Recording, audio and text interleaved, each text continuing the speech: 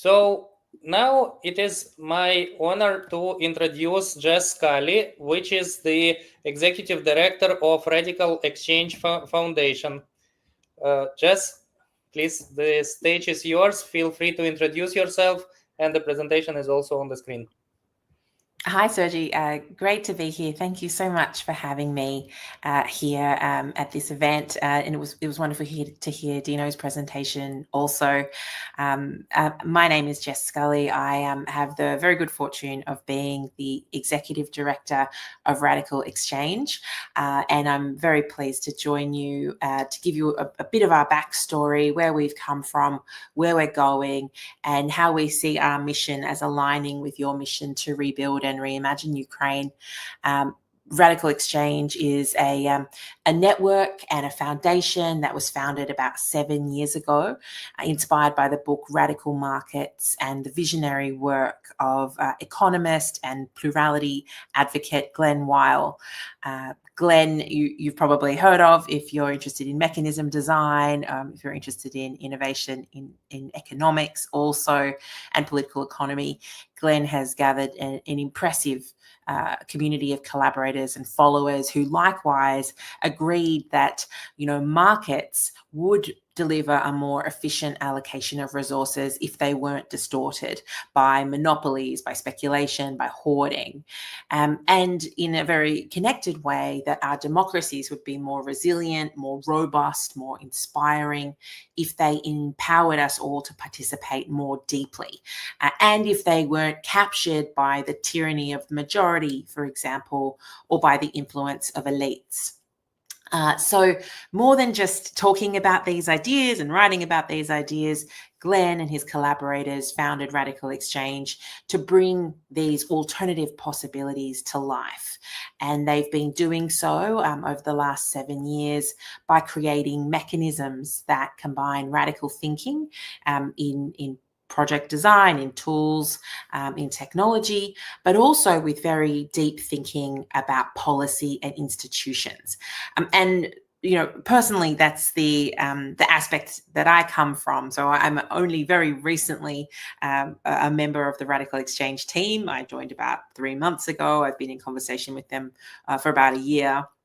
But my background is in creative culture, in local government, in an elected position here in Sydney, Australia, where I'm based. But I was so inspired to learn about the RadicalxChange network and the projects that RadicalxChange puts into action. So I was very excited to join the team. And so the kind of 3 ingredients in the RadicalxChange recipe are this incredible global community of collaborators, a set of tools and mechanisms that have been hugely influential in particularly, in Web3 space, but in other spaces too. And then also this series of policy proposals and projects that this community have tested together. So let me tell you a little bit about those 3 aspects as I tell you a bit about our story so far. We have an incredible board, which I think includes the most influential political leader for digital democracy, the first digital minister of Taiwan, Audrey Tong, the creator of Ethereum and its chief philosopher, Vitalik Buterin. Glenn, of course, is on our board, and then the leading policy academic and the CEO of the New America think tank, Anne-Marie Slaughter. And alongside these innovators, we also have 2 incredible creative innovators, the artist Christopher Kulandran Thomas and the actor and filmmaker Joseph Gordon-Levitt. But alongside those champions who are quite influential on a global sphere, we also have a global community that is in very active, very experimental, and they're all driven by their own distinct interests and their own areas of exploration, from Amsterdam to Zurich, via Casablanca, La Paz, Taipei, and Sydney, and of course, Kyiv. So the RadicalxChange communities are a critical part of our story also. These are some of the mechanisms that our team has developed and tested, which have, as I said, had influence in the Web3 world and beyond. If you've ever contributed to a Gitcoin funding round, for example, you used plural funding, which has assisted the community-led allocation of more than $70 million for public goods and projects supporting the Ethereum ecosystem so far. And we have tested these tools and mechanisms within governments, in temporary communities like the Edge City communities, and with artists and innovators like the UK's Serpentine Arts Technologies as well. So here are some of the projects that RadicalxChange has implemented over the last 7 years. This is where we've come from. And now looking forward, I've come on board as Executive Director at a moment in global history when real but radical alternatives to the status quo, I think, are absolutely essential. And they need to be scaled, replicated, adapted to local contexts, and popularized. They need to be put forward into the public imagination, because business as usual in not just Ukraine, but in almost every country I can name in the world, business as usual is laying the foundation for tyranny, for authoritarianism, for fascism. It's a threat that's more real than it's been in our lifetimes. And it's accelerated by spiraling inequality, by wealth extraction, and by the real threat of climate change and mass migrations as a result. So that's the context that we see our work as adding value and adding a new perspective within. So the task that I have as the new executive director is to bring these radical ideas into the mainstream and to not just serve as imagineers and experimenters, but also now we have a critical role to play as translators to help bring radical thinking, to move it from the edge, from people who are experimenting in Web3 communities, who are experimenting, who are academics perhaps, or who are working in alternative communities like Edge City. And we have to bring it right into the center of the policy debates and also into popular discussions in communities around the world. So that's our very big challenge. And so to do that, we've devised these 4 strategic pillars to help focus and guide our work. And I'm sure there'll be resonances for you and connections between our ideas and our projects and our priorities, and those that you're exploring in Ukraine as you imagine a path, through and then beyond the war. We're at this moment where we don't just have to protect democracy, we have to transform it in the face of threats arising from the age of AI and the age of tyrants. We don't just have to build taller walls or smarter machines in defensive mode. We also have to distribute our resources differently and source our solutions and our knowledge from the plurality and the diversity of many minds and many local communities from the bottom up. And we don't just have to act as residents of one place or workers in one industry because of changes to the dynamics of industries, the dynamics of social organization in the online world. We have to find new ways to see ourselves and to organize collectively to counter threats, but also to build new opportunities. And then this final pillar about imaginative hope, to do any of the above, we need to tell different stories about the future, and we need to imagine a more active and empowered role for every one of us. So here are some of the projects that I hope will be relevant for Ukraine from our forward program, and which I hope bring this plan to life. So I will very quickly move us through these 6 projects. From our democratic transformation stream of work, as I said, we have the good fortune of working with global leaders in digital democracy. So how do we translate their expertise and make it more accessible to community organizations, to student movements, to local municipalities? anyone who is motivated to make their democracy more participatory, as Audrey Tong says, more fast, fair, and fun. And how can we not just incubate this high-level thinking, but also make it more accessible to the whole world? And to do that, we're developing the Resilient Democracy Toolkit. We're seeing this as an entry point into the world of digital democracy. And actually this Friday, as a part of this event that we're here together at today, we are running an event with the Web3 Institute, which is called The Future of Digital Democracy, Learning with Ukraine. And we're running a workshop as part of that event with some of the innovators you see here on the screen. These are some innovators in civic tech from Ukraine, but also from around the world.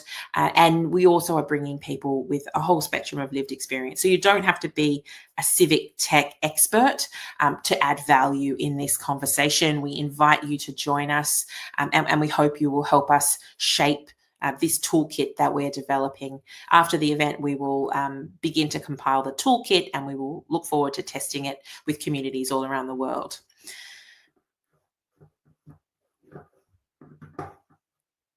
Our next project is around public-private co-creation of civic tech. And we know that governments need to be more responsive everywhere, and they need to support communities in times of crisis. But rather than putting up more obstacles or barriers to community-led solutions, we are drawing on Taiwan's famous presidential hackathon to design a process that helps governments actually embrace feedback and engage with public-private co-design processes. So, part of my backstory is that I was in an elected role in local government for about 7 years as the Deputy Lord Mayor of the City of Sydney. And I've also worked as an advisor in state government in Australia. And my experience was that there are brilliant people who work within bureaucracy, within civil service, but there are a lot of structural barriers to them taking on board feedback, implementing new ideas. And some of those barriers are there for a very good reason. Some of them are there for rigorous procurement processes. They're there for transparency, or they're there to ensure there's a correct allocation of public funds, for example. But it is also really difficult to get new ideas moving within government. So we are developing this project. I hope to have more information on this soon, but I, of course, would love to talk to anyone who's tuning in, who is in government, in any department, who's curious about this process and who can see potential in their own context. Likewise, civil service innovation networks really start from a place of respecting and valuing those people who dedicate their lives to civil service, but also from a place of understanding those structural barriers to people in governments, even being able to collaborate within government, across divisions, across departments, across government agencies or ministries. And there's also huge barriers to being able to adopt digital democracy approaches. And it's not just that people within public service do not want to be more participatory. It's that their institutions are not incentivized to experiment or to integrate tools or practices for 21st century democracy in many contexts. So we want to understand these barriers and to help innovators within public service to better understand the spectrum, of potential tools and approaches that are at their disposal, and to also understand the different ways that they're implemented around the world. So this is a kind of a two-way training program, which introduces core concepts from our network and our experience. There's broad listening from Japan, there's participation officer networks from Taiwan, and much more in between. But then it also tests these ideas with that cohort, with that expert group of practitioners, to understand their internal administrative obstacles to experimentation and to address how those obstacles have been overcome in other global contexts. So in this way, it's a training program with a difference, because it's not just telling people what they should do, but it will offer a diversity of options to embed participatory and innovative practices, and to listen to what stands in the way, while also connecting practitioners with a wide variety of experience. Moving on to our resilient decentralization stream, there's some alignments actually with what Dino was talking about in the last presentation. We're building on the thinking of Vitalik Buterin, who has introduced the idea of DEAC. So DEAC is decentralized, democratic, differentiated, and defensive technological accelerationism. So one way of thinking about that is a more discerning alternative to kind of raw, unchecked AI accelerationism that we see promoted in many contexts, or the sort of denialism of deceleration, people who say, switch it off, we need more rules before we implement AI. I mean, it's already happening. So how can we take a policy position that allows humans to steer the development of this technology? There are already really brilliant builders and technologists who are working on the platform layer of DEAC, but we believe that there's a policy and story layer that is required to help familiarize more people with DEAC as an alternative, and to ensure that it's on the table as governments make policy choices about AI. So please do drop a comment or get in touch if this is something that appeals to you, or if you think that there's a connection with your work in relation to this approach on mainstreaming DEAC as AI policy. Also, on the topic of resilience and decentralization, we're very deeply inspired by a platform called CoFacts. It's a Taiwanese technology established by some very young developers in 2016. It uses the wisdom of the crowd to counter disinformation and misinformation at scale. And we know that misinfo and disinfo has been a huge problem in Ukraine, but no country or community is immune to the effects of a polluted information ecosystem. And the effects can be both politically and socially toxic. So we hope that we will be able to support the spread of this approach and its localization in more countries and communities. If this is something that's of interest to you, the co-founder of CoFacts, Billion Lee, will be joining us and giving a presentation at our event on Friday. So we welcome you to join us at that event as well. And the final project that I want to share with you today is from our collective agency stream. We're facing this AI future, which is potentially going to have hugely detrimental effects to the knowledge economy, and be hugely challenging to many industries and sectors, from media to creative production and beyond. I'm sure this is something that you've been talking about a lot in this discussion. So what we're working on at RadicalxChange is building collective sectoral bargaining power. So imagine unions for the age of data farms rather than for the age of factories. And so in partnership with media organizations in Indonesia and in the US, we're exploring some opportunities and some platforms, some tools to help set fairer terms for the age of AI, and we want to play an active role in applying our mechanisms and our expertise to the task. It's a hugely complicated task. It's something that relates to, both a technical approach, but also a kind of system design and business design approach, licensing and co-ownership approach as well around intellectual property. So this is something that we can draw on the history of mechanism design within RadicalxChange in undertaking this work as well. So there's quite a lot there. What does this mean for the task facing Ukraine today? And, I'm sure that you can see some really common threads and shared challenges in the projects that I've shared so far. But there are three general principles that I think could be a bridge between the work that we're doing and the kinds of ideas that you're exploring. We see the future as being decentralized. We see it requiring a defensive mindset. And we also think that the solution to threats on democracy is enhancing, updating, embedding, and accelerating democracy. So let me take you through what I mean by that. First of all, we see a positive future as needing to be built on a foundation of decentralized power, knowledge, and infrastructure.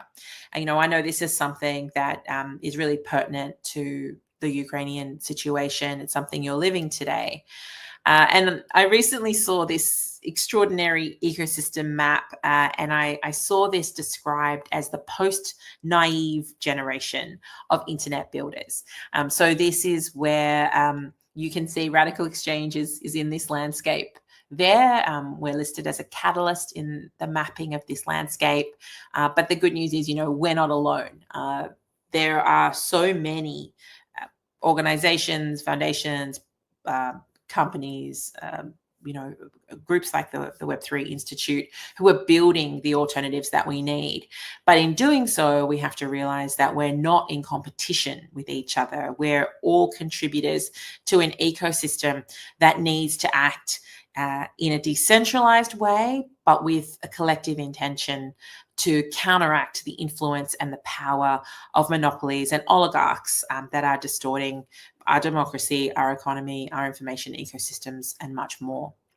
So this is the way we see a decentralized future actually being one that is hugely unifying, hugely motivating, and a huge positive opportunity.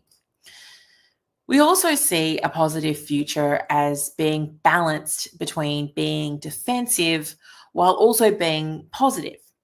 So this is something else that we have taken from Vitalik Buterin's writing. It's defensive in the way that we are countering misinformation. So we're doing it, or we're proposing that we do this with community wisdom and community participation, rather than kind of centralized sources of wisdom, for example, or centralized authorities. But at the same time, we're also suggesting that this community participation is really positive and participatory, in that we're amplifying and elevating platforms for raising community voices in other ways, and that we're expanding our discourse and making it easier for more people to have their say more often on more issues. It's a defensive pose in that we're not overly optimistic or naive about the size and strength of the kinds of cyber attacks we can expect to face, the hacks or the misinformation campaigns. But it's a positive approach in that we're putting forward a policy vision that is all about human agency, and it's all about, putting humans at the steering wheel as we design the future of tech policy and AI policy. And the future is democratic, and we think that the answer to threats to democracy is more democracy.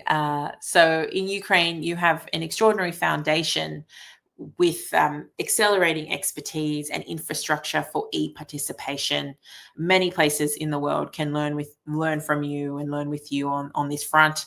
That is the premise of the event that we're hosting on Friday, where we're learning from Ukrainian innovators in digital government, in digital participation, but we're also bringing expertise from elsewhere in the world, and we want to cross-pollinate that expertise. But the next step beyond, digital service delivery, the kind of bottom-up infrastructure for e-participation, we think is building on that foundation with some of the other tools, training, and techniques that we're developing. And the path takes us through cultural change. So this is back to that pillar I was talking about earlier around imaginative hope. The stories that we tell, the ideas that we believe, the media narratives that we consume, that really creates the foundation of the ideas that we believe to be possible. So we want to make sure that we're telling stories that explain the countervailing power of democratic participation as not just being something that takes place at election time, but something that is a role for active citizenship. And we also want to be defensive and thoughtful, and discerning by really understanding the obstacles that stand in the way of a deeper engagement with democracy. Whether that's cultural, whether it's people thinking that they don't have power, or whether it's structural. Because true transparency and participation at all levels of government is necessary in order to be the counterweight, the force that counters oligarchs and authoritarianism, and that's something that is common in very, very many contexts around the world. So thank you for the opportunity to share our work with you. We invite you to collaborate with us in a spirit of radical imagination and experimentation, and we're hopeful that we can build a future that we can all look forward to. Please get in touch. Please share questions in the chat, or get in touch with me. I'd be very happy to meet you. Thank you so much for inviting me to contribute today. Yeah, thank you, Jess.